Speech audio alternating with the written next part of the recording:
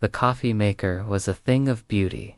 Sleek, minimalist, with a chrome finish that caught the afternoon light.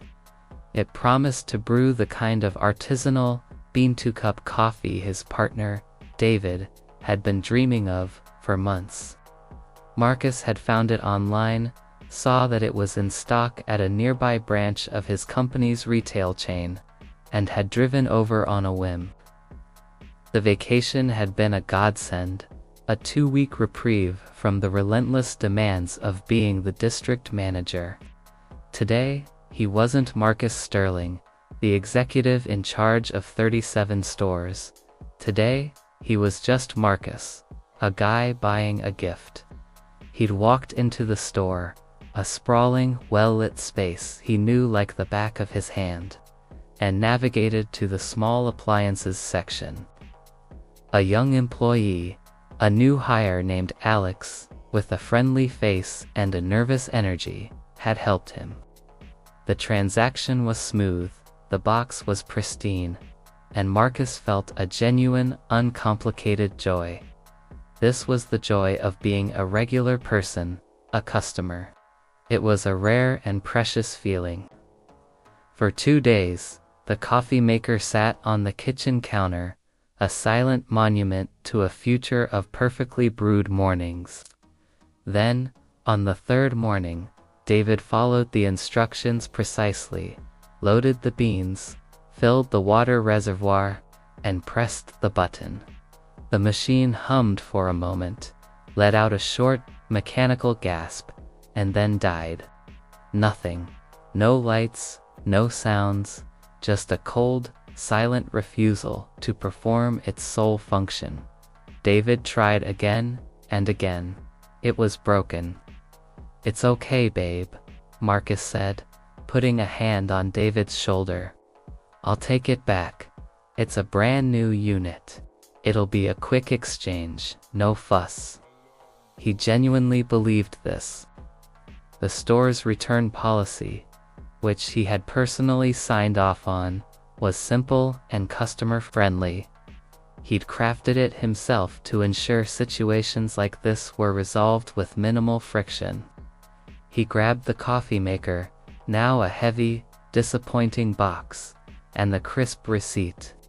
He didn't bother with a change of clothes. He was in his vacation uniform, a comfortable high-quality t-shirt, relaxed fit jeans, and a pair of clean sneakers. He was just a man with a broken item, seeking a simple solution. He looked approachable, relaxed, and, as he would soon discover, entirely forgettable to the people who were about to forget who he was. Walking into the store, he felt a flicker of the manager's eye. He noticed the layout, the new end caps, the flow of foot traffic. His mind, even on vacation, was constantly analyzing the business. He quickly suppressed it. He was a customer today. He joined the back of the customer service line. A young man with a headset, his name tag reading Liam, greeted him with a practiced but weary smile. "Hi there. What can I help you with?" I bought this coffee maker a few days ago, and it's not working. I'd like to get a replacement or a refund, please." Marcus placed the box gently on the counter, then slid the receipt over. Liam picked up the receipt, his eyes scanning the fine print. He glanced at the coffee maker box, then at Marcus. His smile tightened. "Okay. Do you have the original packaging?" "Yes, it's all in here," Marcus said, patting the box. "It's all as I bought it." Liam's expression soured. He didn't say anything, just looked Marcus up and down, a brief, dismissive sweep that made Marcus's internal alarm bells ring. This was a classic tell, when a clerk's face shifts from professional politeness to a look of guarded suspicion. A simple transaction is about to become an ordeal. "I need to check the serial number on this," Liam said, his voice now flat. "And I'll need to open the box to confirm everything is in there." Of course, Marcus said, still trying to keep the mood light. Go right ahead. The machine is inside, along with the user manual and all the accessories. Liam's movements were slow and deliberate. He opened the box, took out the machine, and held it up to the light. He found the serial number and keyed it into the system. The computer screen lit up with a series of errors. The machine was registered as defective, a common manufacturing issue that would have been flagged for easy return. But Liam's face remained impassive, as if he couldn't see the information right in front of him. This is going to be a problem, Liam said, placing the coffee maker back in the box with a thud. A problem? Marcus asked, his tone still calm, but with a new edge of confusion. Why? The system just told you it's a known defect. It's a standard return, yeah, but it's a high-end item. We've had a lot of fraud with these. And, well, you don't look like the kind of person who would buy a machine like this. The words hit Marcus with the force of a physical blow. The air in his lungs escaped in a silent rush. He stood there, speechless for a moment. He had been so used to navigating the world in his position of power, in his perfectly tailored suits, that he had forgotten what it was like to be judged on sight. He hadn't just been dismissed. He had been put in a category, one that apparently didn't include expensive coffee makers. "Excuse me," Marcus finally managed to say, his voice low. Liam flinched, realizing he'd crossed a line. "I mean, it's just that, ... It's out of my hands, I need to call my manager." He said it with a mix of apology and defiance, as if the manager was the final boss he could hide behind. A few minutes later, the manager, a woman with a tightly wound bun and a scowl that seemed permanently etched on her face, approached the counter.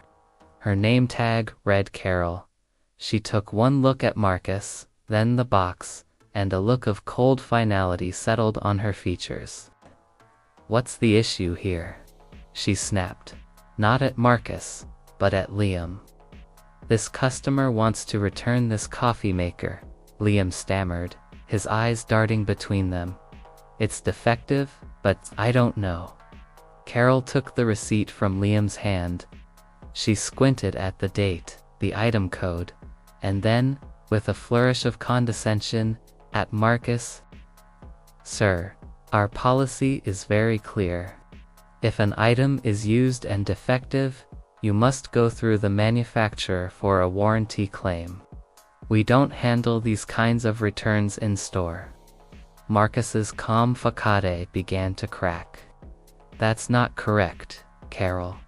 Our policy, the policy I wrote, states that within 30 days, a customer can return a defective item for a full refund or exchange, no questions asked. I've had this for 3 days. The return policy is printed right on the back of the receipt. Are you telling me how to do my job?" Carol's voice rose, attracting the attention of other customers. "I've been working here for 12 years. I know our policy better than you do. You're trying to pull a fast one. We see it all the time. People buy a broken item, swap it out for a good one, and try to get a full refund for the good one. This is a $500 coffee maker. We're not stupid." Marcus felt the full weight of her prejudice. She hadn't said a word about his race, but the entire interaction was steeped in a thick, unspoken bigotry. He didn't fit her preconceived notion of who a valuable customer was. He was a black man in casual clothes, and in her mind, that meant he was a potential thief, a con artist. "Carol, you're making a mistake," he said, his voice dangerously low. He gestured to the receipt. "Look at the return policy. It's right there. Please, Just honor it. I'd like a new machine. I am not making a mistake, she said, her voice now a shrill, triumphant whisper. I know a scam when I see one. You're not getting a refund. And if you cause any more trouble, I'll have you escorted out of the store. She turned to Liam. Put the box back on the counter. We're done here. Marcus took a deep breath, fighting the urge to raise his voice, to let the frustration and hurt turn into a public spectacle. He had a choice. He could fight this in a way that would make a scene, or he could do it his way. The latter would be more effective, and far more satisfying. He reached into his pocket and pulled out his phone. What's your full name, Carol? He asked, his voice now entirely devoid of emotion. She scoffed. Why? So you can complain to corporate. Go ahead. It won't change anything. My name is Carol Jennings. I've got a perfect record. They'll take my word over yours. Marcus ignored her. He opened his contacts and scrolled to a number he knew by heart. He held the phone to his ear, his eyes fixed on Carol, a small, knowing smile playing on his lips. She saw the smile, and it infuriated her. She thought he was bluffing, putting on a show. Vanessa, he said into the phone, his voice suddenly sharp, crisp, and professional. The transformation was so complete, so instantaneous, it caught both Carol and Liam off guard. It's Marcus. I need you to do a search for me. A store-level employee named Carol Jennings. I'm in store 45. I need her full employee file, including her performance reviews, disciplinary actions, and any customer complaints. You have my full access clearance. Carol's smug expression faltered. She saw the look on Liam's face, the dawning realization of what was happening, and she felt a prickle of fear. The calm, commanding tone of his voice, the casual use of business jargon, the mention of Vanessa, his assistant, all of it pointed to a reality she had refused to see. Also, Marcus continued, his eyes never leaving hers. I'd like you to get a hold of the head of loss prevention for this region. I'm going to need them to review the footage from the last 48 hours, specifically for any returns that were refused for no valid reason. And I want the system flagged so that every single return from this store for the next 3 weeks comes across my desk. I want to see the reasons for every refusal. He paused, then added, his voice still low and even. And I want a new coffee maker from your main distribution center delivered to my home address, with a personal note from the head of the company's customer care division. Thank you, Vanessa. I'll be in the office tomorrow morning to review this with you. He ended the call and slipped the phone back into his pocket. The air in the store was now thick with an electric silence. The other customers in line were staring, their mouths agape. Carol Jennings, who had been so full of bluster just a moment ago, was now a pale, trembling shadow of her former self. Sir, she stammered, her voice thin and reedy. Marcus held up a hand. Don't say anything, Carol. I've heard enough. You were right about one thing. This is about more than just a $500 coffee maker. He paused, looking at her and then at the wide-eyed Liam. It's about respect. It's about decency. It's about a company policy that you're either too incompetent or too prejudiced to follow. He looked at the coffee maker box on the counter. I'm going to need a copy of this receipt, if you don't mind. Liam, without a word, quickly scanned the receipt and handed Marcus a copy. Carol stood frozen, a statue of pure, unadulterated fear. Marcus took the receipt, nodded to Liam, and turned to walk away. "I'll be seeing you," he said over his shoulder, a final ominous statement that didn't need any further explanation. He left the store, leaving behind the heavy box and the shattered pride of a manager who had just learned the most painful lesson of her career. The next morning, Marcus walked into his office. Vanessa was already there, a neat stack of papers on his desk. She didn't look at him, but he could feel her nervous energy. She had been on the phone with him the night before, and she knew the gravity of the situation. He sat down and reviewed the documents. The report on Carol Jennings was damning. A history of customer complaints, specifically about her dismissive and rude behavior. A few of the complaints had even hinted at prejudice, but they were dismissed as customer dissatisfaction. He saw her performance reviews, which were mediocre at best, and a series of missed targets that had been swept under the rug by her regional manager, a man who had known her for years and was too lenient. The loss prevention report was even more disturbing. It revealed a pattern of returned items being refused based on flimsy excuses. Carol had a clear bias, and it was costing the company money and reputation. He wasn't a racist or a bigot. He was a liability, a walking lawsuit waiting to happen. He made 2 phone calls. The first was to the regional manager, an uncomfortable but necessary conversation. He was professional and to the point. He didn't scream or berate the man. He just laid out the facts, the policy violations, and the data. The regional manager was horrified and embarrassed. He promised to take immediate action. The second call was to Liam.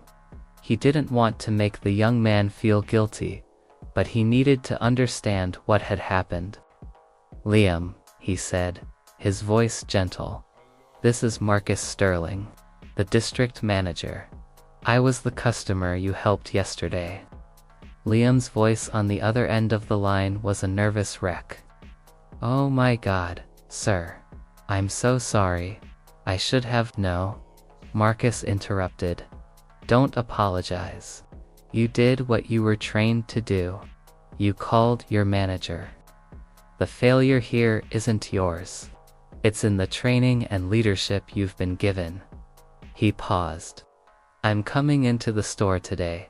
I'd like you to meet me in the break room when I arrive. And I'll need a report on how many returns you've processed in the last month, and what the reasons were for any rejections." An hour later, Marcus was back in store 45.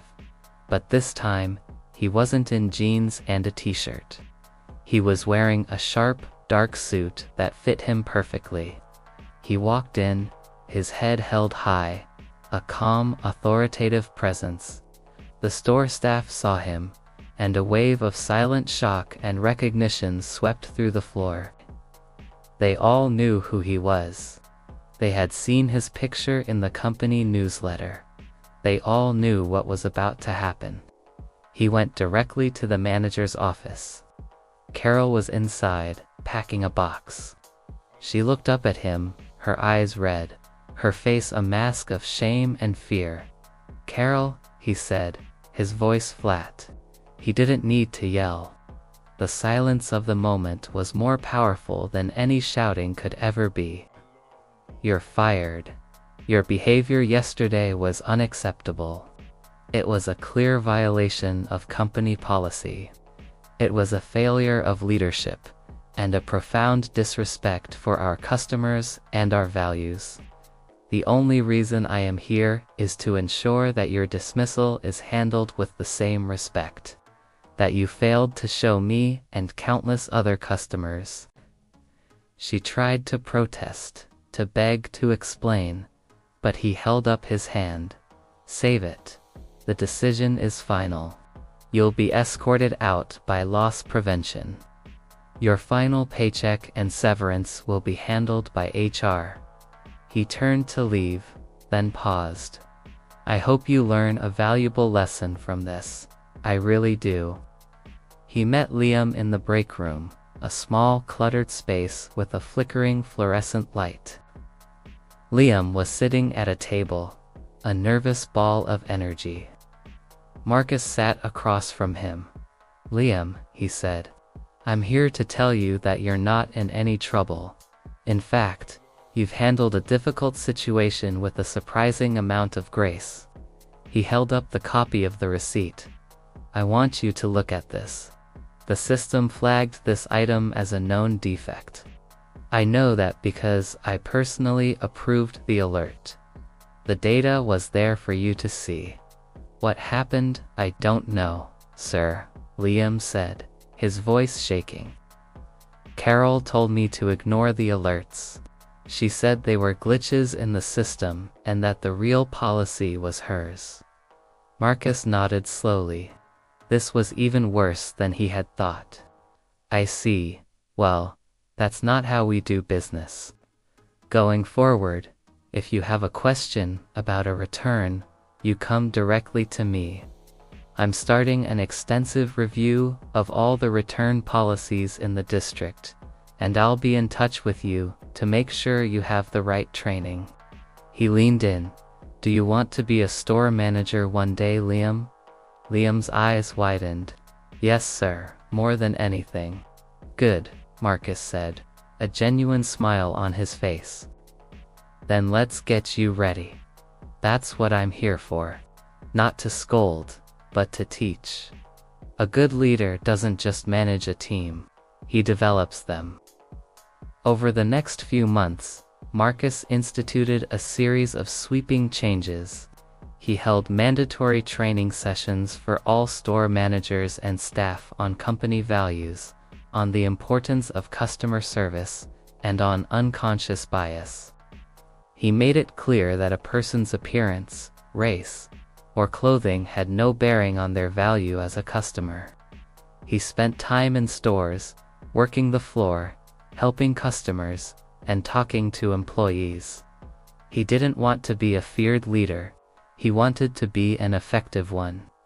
He saw the subtle but powerful shift in the way employees interacted with customers. The smiles were more genuine, the service was more helpful, and the respect was a two-way street. He saw the metrics improve, the customer satisfaction scores rise, and the sales go up. He even took Liam under his wing, mentoring him, giving him projects, and preparing him for a leadership role. He saw a great deal of his younger self in Liam to learn. Passionate about the business, but still rough around the edges. A few months after the incident, a brand new coffee maker, the very same model, arrived at Marcus's home. It was from the corporate office. The note was from the CEO herself. It was a simple, elegant apology, a promise to do better, and an acknowledgement of his leadership. Marcus didn't need the coffee maker. He already had one. He had bought another one from a rival store and it worked perfectly. But he appreciated the gesture. He and David sat on the couch, drinking coffee from the new machine. It was a perfect cup, rich and aromatic. David had heard the whole story, and he looked at Marcus with a new appreciation. You didn't have to do all that, you know. You could have just gone home and let it go. I know, Marcus said, taking a sip. But it wasn't about the coffee maker. It wasn't about the $500. It was about principle. It was about making sure that no other person, black, white, rich, or poor, has to walk into one of my stores and be made to feel small because of someone else's prejudice. That's my job. That's my real job. And it was. He was the district manager, a titan in the world of retail. He was a successful, powerful man who had built his empire from the ground up, with his own hands and his own mind. He was a boss, a leader, a mentor. But on that day, in that store, he was just a man, a customer, and a black guy with a broken coffee maker.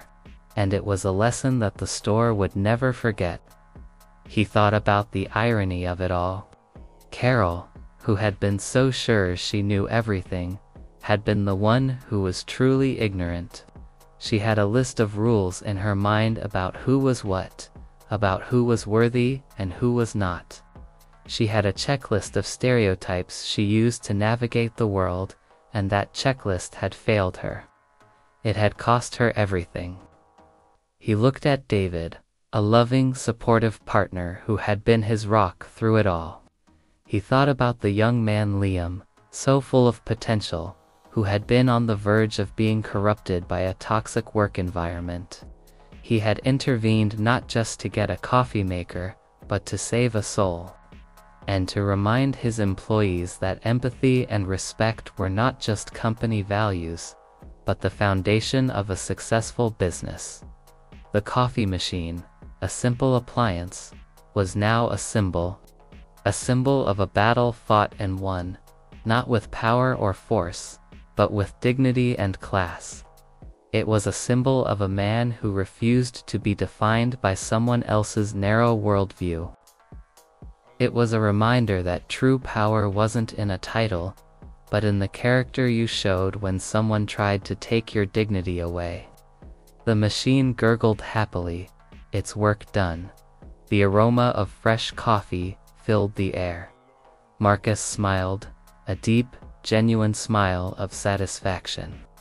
The coffee was good, the company was better, and the lesson had been learned. He had passed the test, and so had his company, thanks to a black guy who was just trying to get a cup of coffee. The story is structured to provide a detailed narrative that builds character, escalates conflict, and provides a meaningful resolution. The characters' motivations are explored in depth, and the central theme of prejudice is addressed directly and without pretense. I'm happy to make any changes you'd like to the story.